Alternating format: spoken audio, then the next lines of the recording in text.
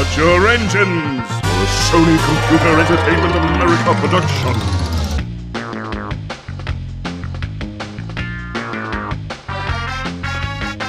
It's been a long time since I last reviewed a fully functional racing game, but I am glad I'm returning to another classic of my PlayStation 1 days, the final Crash Bandicoot game developed by Naughty Dog, Crash Team Racing.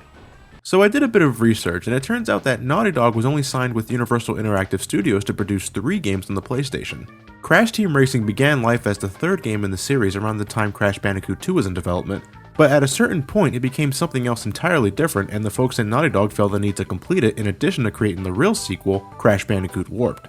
Racing games, I find, are not really things you can go too deep with, because the object of most, if not all racing games is to beat your opponent senseless with items, shortcuts, skillful driving, and most importantly, coming in first place.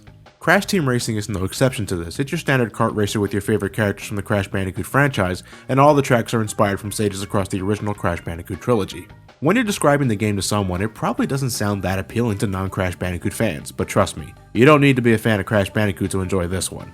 Motor Toon Grand Prix was the game that got me into the kart racing genre, but Crash Team Racing accentuated my love for it. Oh yeah, I played Super Mario Kart maybe 1 or 2 times during my SNES days, but I wouldn't get back into the Mario Kart franchise until Double Dash for the GameCube. That's probably another game I should look at some point or another. Before Sonic and All-Stars Racing transformed, of course. Maybe. So what makes Crash Team Racing a great kart racer? A number of things actually. Let's start with this, the multi-tap. You only need 1 console and 1 copy of the game to play with up to 4 players, none of that link cable bullshit. You just need the multi-tap and 4 controllers. Come on folks, it was the very beginning of 4-player action on a console, cut it some slack. Anyone else ever get the compulsion to toss this thing like a boomerang when they were young? Never mind. From the start, you have a hefty number of tracks to race in, with only, I believe, 2 you need to play single-player mode in order to unlock, and you have about 8 characters to select from the start. If you want to unlock extra characters and all that, you got 2 options. One is the single player mode, where you pick a racer that you're stuck with for the remainder of the game, and race a whole bunch of times for either first place trophies, time trials complete with sapphire, gold, and platinum relics, gem cups, CTR tokens. There's a lot of things to collect, and I'll be straightforward. Single player doesn't really tickle my fancy in this.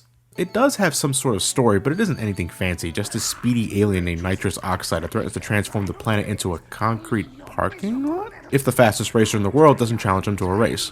Whether you're a good or bad guy, you either have Aku Aku or Uku Uku giving you some tips and tricks on how the driving mechanics work or how to effectively use items. But what the hell is going on with these mouth animations? You must race other open tracks and come in first place. Hey Elliot. Hey John. Did you know Crash Team Racing took some inspiration from Diddy Kong Racing on the Nintendo 64? I did not know that, John. By the way, how did that lockjaw surgery go? Well, it was a real mouth opener.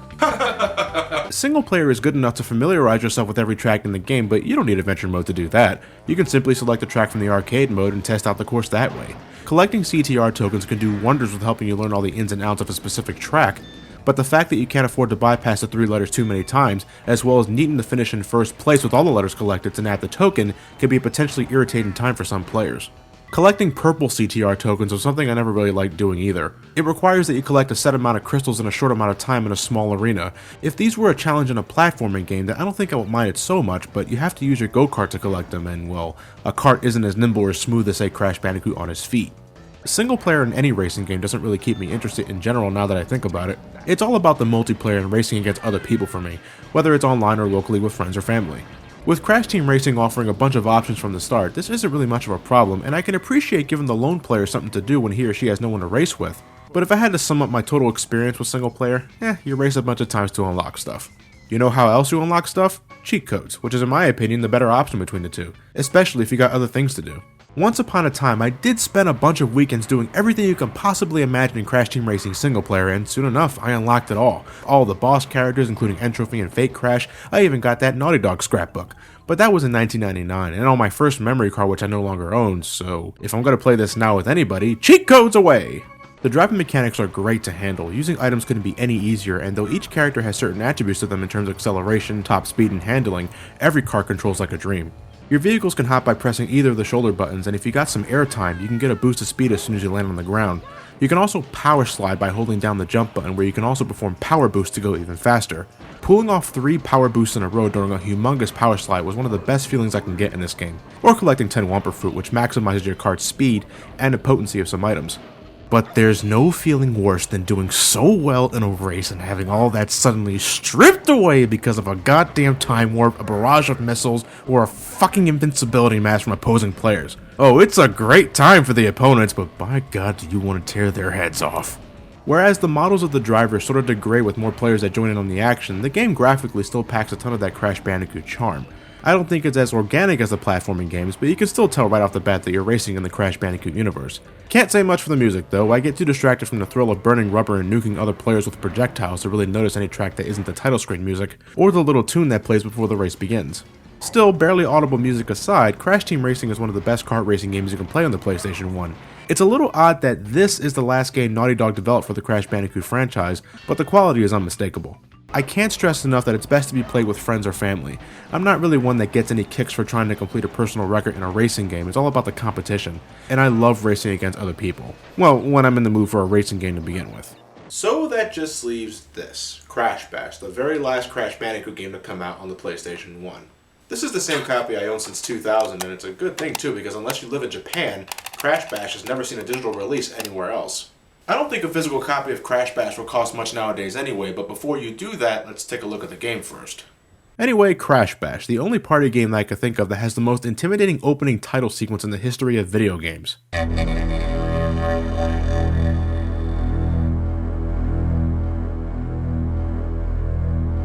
Sony Computer Entertainment America presents Am I playing Crash Bash or Resident Evil?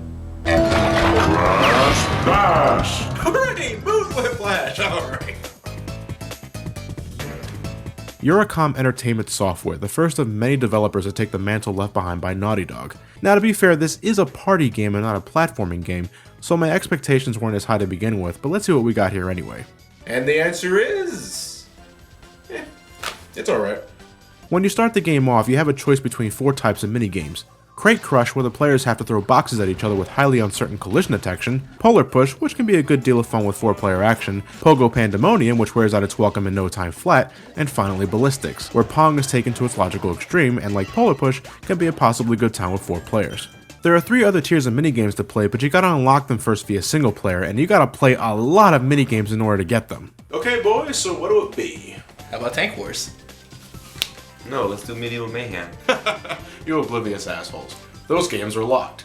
Looks like it's Pogo Pandemonium for the 8th time. You fuck! Not really so much of a party if one player has to waste a lot of his or her time playing single player to unlock other games. And it's not just winning a game 3 times for your basic trophy, it's also completing a game with a specific handicap for a gem, or trying to handle whatever bullshit stipulation the game wants you to deal with when trying to collect a crystal. And some of these games last for fucking ever, specifically the Pogo games, and if you don't happen to like it, it just became a monotonous marathon of mediocrity. Crash Team Racing at the very least gave you a lot to choose from the start, and had cheat codes to unlock everything faster in case you didn't have the time. Unless you're playing the European version, and even then the first release of the European version, there's no way to unlock these games for other players to enjoy right off the bat. Or if you're playing this on the PlayStation 3, you can always download a 100% save file from the internet and transfer it to your system via a USB flash drive or something. I'm surprised I didn't think about doing that for the Let's Play channel. Make no mistake, I've played a lot of games where you had to do many things in single player in order to get the most out of multiplayer, but the difference here is that those games were a blast to play from beginning to end, and Crash Bash is probably one of the most average games I ever played.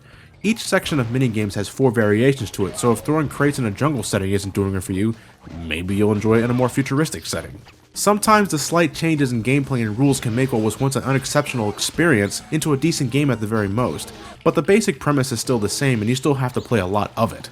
The minigames you unlock aren't that stimulating for the most part. Tank Wars more often than not just becomes Tank Wars of attrition, and Crash Dash is about as exciting as one of those Hot Wheels racing tracks without any of the cool add-ons. I always did have a soft spot for the Medieval Mayhem games though, where every game in the tier is something different and not just the same game with a different handicap.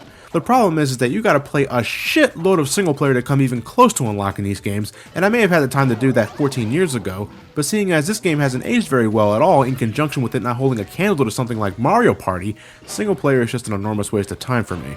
But okay, so if you just look past the single player and just focus on the multiplayer aspect of it, well that's where Crash Bash begins to shine a bit. Not a lot, but it does get a bit better.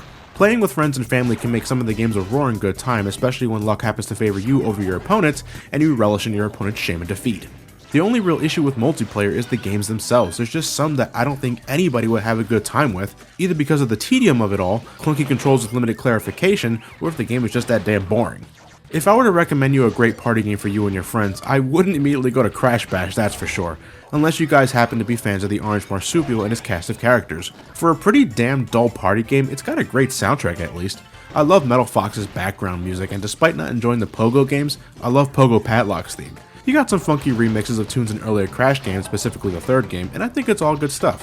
But I won't say much for the graphics. They're passable, but an absolute far cry from the original trilogy, and even Crash Team Racing. Look at Crash's model here, just one game without Naughty Dog and he's already losing himself. But I suppose I shouldn't critique it too harshly. Crash Bash feels like a cash grab that wanted to capitalize on the Bandicoot's fame at the end of the PlayStation 1's life cycle. Approach this one with caution, and only if you have friends to play with.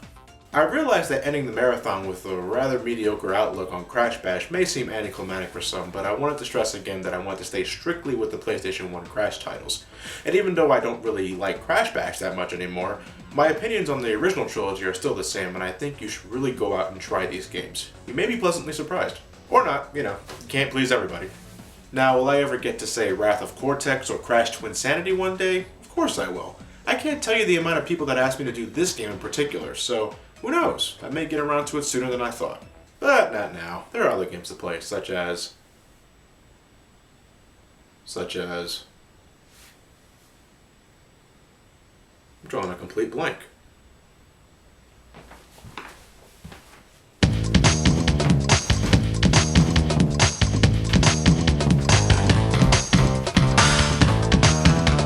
Fuck, nothing. I got nothing. Fuck!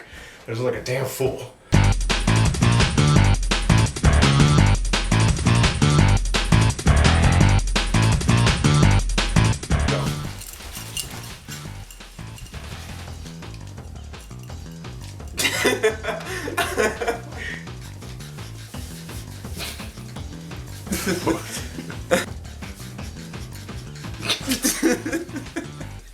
How about Tank Wars? No, let's do Medieval Mayhem. What the fuck? I like that. We'll do it. Looks like it's Pogo Pandemonium for the 8th time. You fuck! Think Elliot cracked up too soon. Yeah.